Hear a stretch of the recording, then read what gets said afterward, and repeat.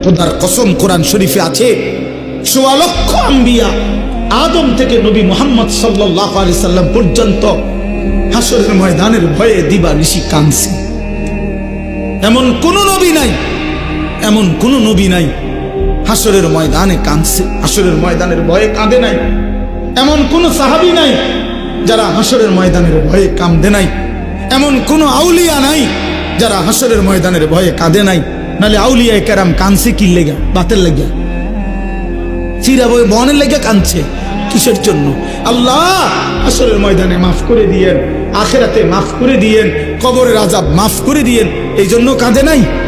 তো ওনারা কাঁদলেন কেন? ওনারা কাঁদলেন কেন?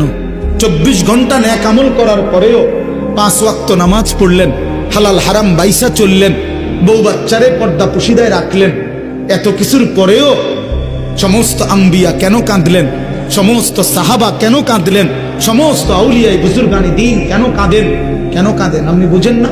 হাসরের ময়দান খামখেয়ালি কথা বলেন না কেন?